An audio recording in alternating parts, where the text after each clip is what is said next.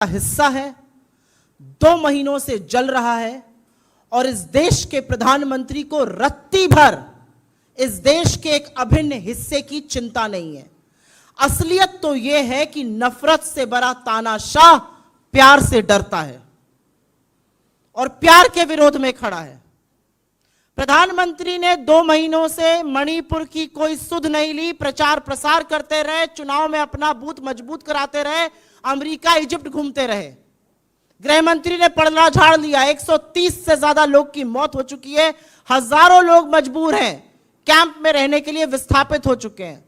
School, colleges, हजारों बिल्डिंगें जलकर राख हो गई हैं। और जब राहुल गांधी जी ने ठाना कि उनको वहां जाना है और वहां जाकर भारत जोड़ो को जारी रखना है, तो उनके रास्ते में अवरोध, उनके रास्ते में रोड़ा बनने का काम क्यों कर रही है भारतीय जनता पार्टी की मणिपुर की सरकार? और यह सारा काम केंद्र की मोदी सरकार के इशारे पर हो रहा है। और इसका एक ही फलसफा है, राहुल गांधी जी वहां क्यों जा रहे हैं? राहुल गांधी जी वहां पर टूटे बिखरे सपनों को सजोने के लिए, जिन लोगों का विश्वास हिल गया है, जिनके मन में शंका है, उनमें विश्वास जगाने के लिए, प्यार जताने के लिए, लोगों के आंसू पोंछने के लिए, लोगों को यह विश्वास दिलाने के लिए कि हम आपके साथ इस दुख की घड़ी में खड़े हैं और हम हर कीमत पर दुख की इस घड़ी में पार हो जाएंगे। इसलिए राहुल गांधी जी वहां पर जा रहे हैं। राहुल गांधी जी वहां पर प्रेम का संदेश देने जा रहे हैं। राहुल गांधी जी वहां पर लोगों से मिलने जा रहे हैं। राहुल गांधी जी वहां पर लोगों को ढांढस बंधाने जा रहे हैं और जिस नफरत के बाजार में मोहब्बत की दुकान खोलने की उन्हें ठानी है, उसको आगे बढ़ाने के लिए जा रहे हैं। इसमें किसी को क्या आपत्ति हो सकती है?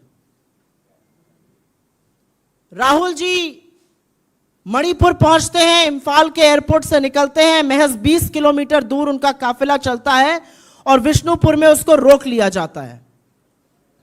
उस काफिले को क्यों रोका गया?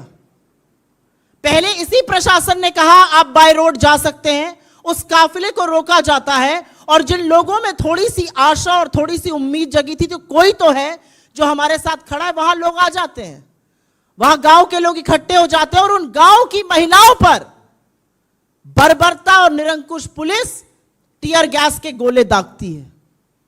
ये मणिपुर के लोग हमारे देश का हिस्सा हैं, ये हमारे भाई बहन हैं, जिनसे इस देश का एक बेटा उनकी खैर खबर लेने जा रहा है, उनको प्यार जताने जा रहा है, उनको यह विश्वास जताने जा रहा है कि आप हमारे देश का एक अभिन्न हिस्सा हैं, आप भारत का एक अभिन्न हिस्सा हैं और परीक्षा की इस घड़ी में हम आपके साथ खड़े हैं।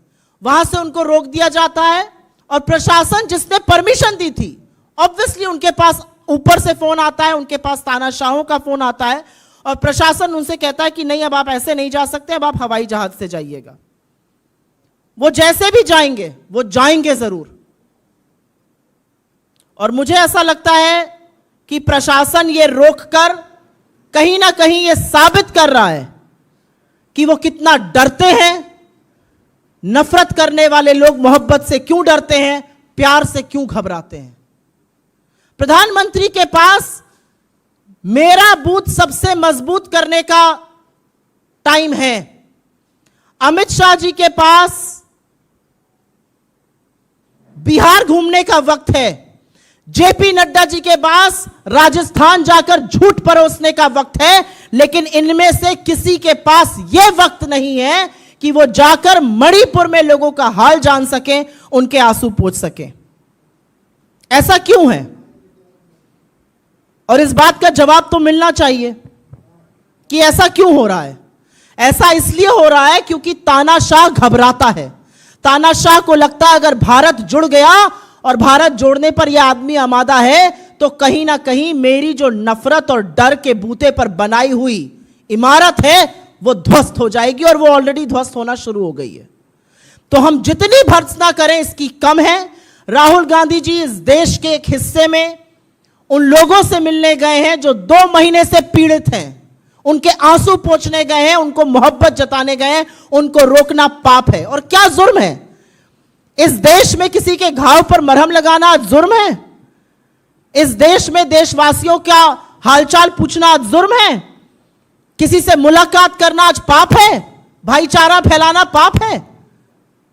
इसके बारे में जवाब एक निरंकुश तानाशाह और उसकी बर्बर सरकार को जरूर देना पड़ेगा।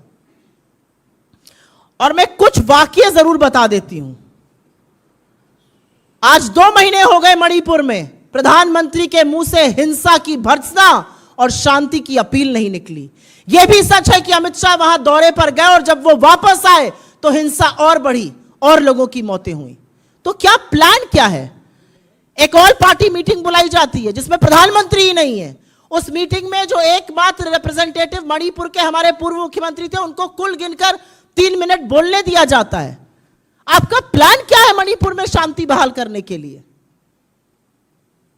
मीडिया को मैनेज करके आप मणिपुर की आग और हिंसा को शांत नहीं कर सकते हैं। मणिपुर के लोगों से बात कीजिए, उनका विश्वास जीतिए और जो ये कोशिश कर रहा है उस कोशिश को और आगे बढ़ाइए।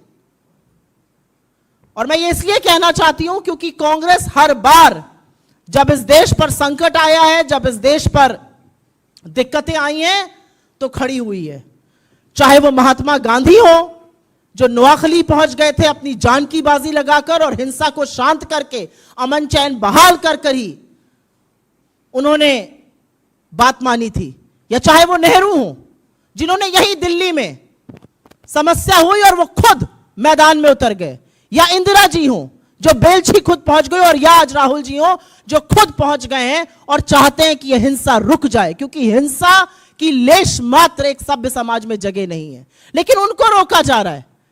रोकना हिंसा को है, बचाना लोगों को है। रोका राहुल गांधी को जा रहा। और यह पहला वाकया नहीं है। जब हाथरस जा रहे थे तब आपने रोका था, जब लखीमपुर जा रहे थे तब आपने रोका था। हर बार अगर राहुल गांधी जी लोगों के साथ खड़े होने के लिए जाते हैं तो आप रोकते हैं, लेकिन इतिहास भी साक्षी है कि वो जहां जाने के लिए निकलते हैं अंततोगत्वा वहां पहुंचते जरूर है।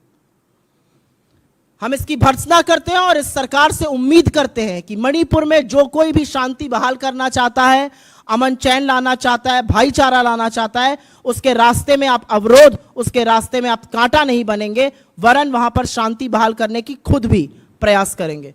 आपके सवालों का स्वागत है।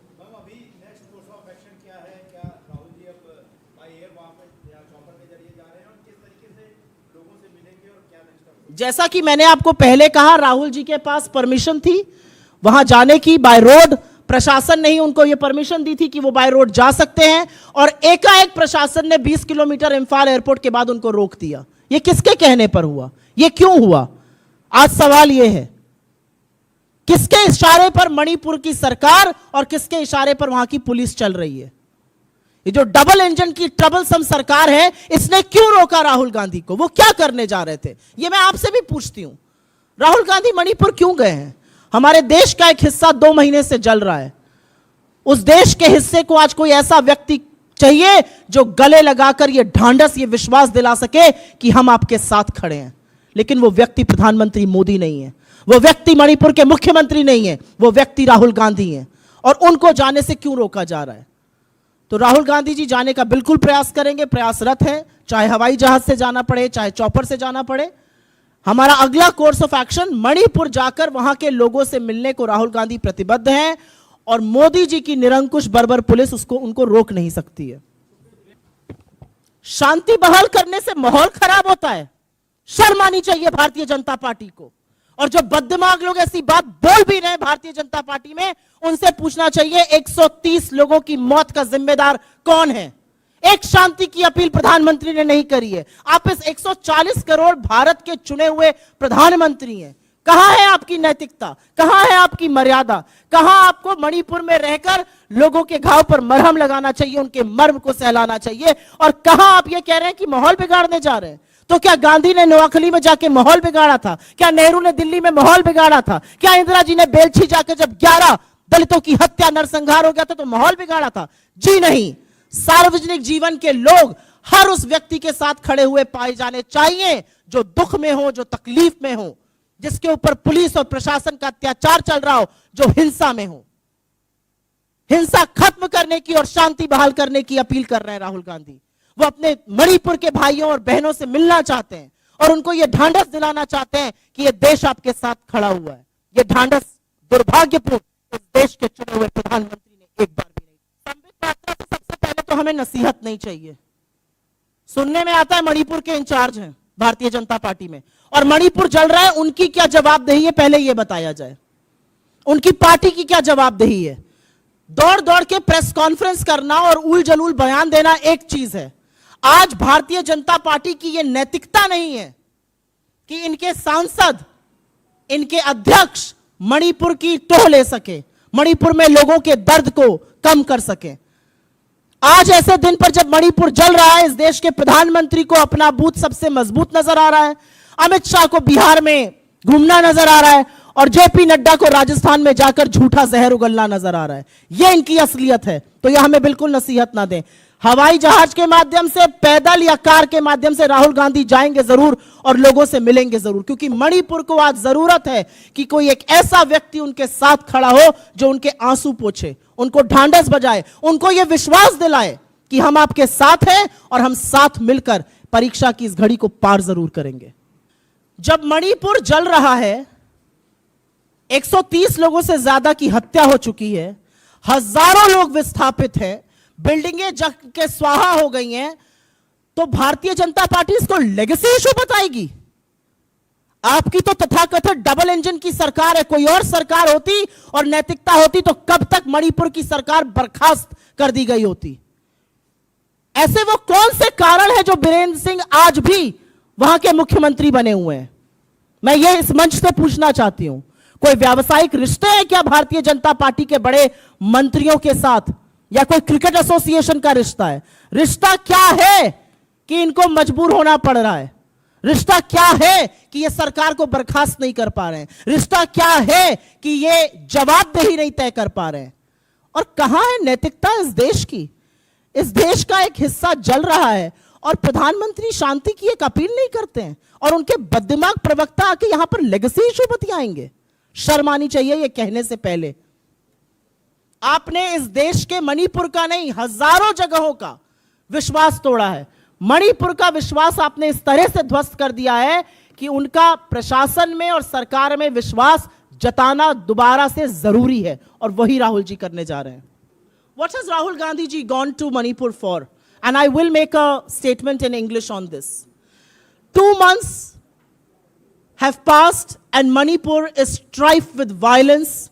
It is strife with the death of 130 people. People have been rendered homeless. They have been forced to live in relief camps. And that's exactly where Rahul Gandhi was going. He is going to Manipur to ensure that people of Manipur do not feel alienated. He is going to spread the message of love, healing, peace, harmony. What is the problem that the BJP has? Is it not true that the Prime Minister, full of hatred, is scared of love, peace and healing? Why has the Prime Minister not spoken a word on Manipur? He has not appealed once for peace. Amit Shah went there, did some tourism, came back, and violence erupted more so after that. What are they scared about?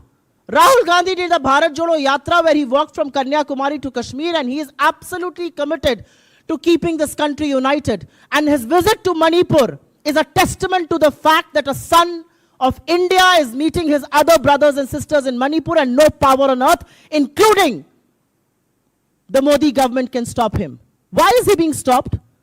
The administration gave him permission to go by road, and suddenly they stopped him 20 kilometers later and said, no, you'll have to fly.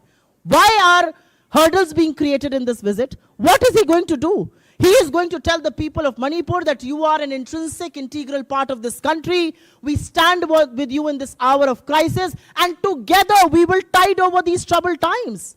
Something that the Prime Minister of this country should be doing. But instead, Rahul Gandhi ji is there. He's amongst his people, and no power on earth can stop him from meeting them. What the BJP is doing is showing its true colors once again. Every time, and each time Rahul ji has wanted to go and stand by the people of this country, whether it was Hathras, whether it was Lakhimpur, wherever he's wanted to go, the BJP has created hurdles. But history is also testament to the fact that every time he has set out on a journey, he has reached his destination. He will again meet people of Manipur today. He will meet them because he's traveling with a message of peace. He's traveling with a message of healing. He's traveling with a message of harmony. He's traveling with a message of non-violence. And I think a message like that comes from the Congress party comes from him, because we belong to a culture where we need to stand with our people who are battling with a crisis. We do not look the other way. We do not go and look at booth management. We do not go and make a trip to Bihar like Amit Shah. We do not go and peddle false lies in Rajasthan like JP Nadda. That is the difference between us and them. Rahul Gandhi ji का programme मैं यहाँ पे नहीं बताऊंगी. मैं इतना बता सकती हूँ कि वो मणिपुर के अपने भाइयों और बहनों से मिलेंगे, उनके आंसू पोंछेंगे, उनको ढांढस बंधाएंगे, उनको विश्वास जताएंगे कि ये देश उनके साथ खड़ा है, वो उनके साथ खड़े हैं और वो भारत का एक अभिन्न हिस्सा है और वो अपने आप को अकेला और असहाय महसूस ना करें. And I also want to say one thing very frankly here. When Amit Shah ji was in Manipur for the 48 hours that he was there for, the person from the BJP who has today done a press conference was sitting in that meeting. God alone knows in what capacity. What has happened to Manipur since? Who is going to take the moral responsibility? Just because you can manage a section of the media and just because you can manage a few headlines, reality is not going to change. And the reality is that the BJP has completely devastated Manipur. There is complete collapse of law and order and nothing has been done to restore peace. That's the reality.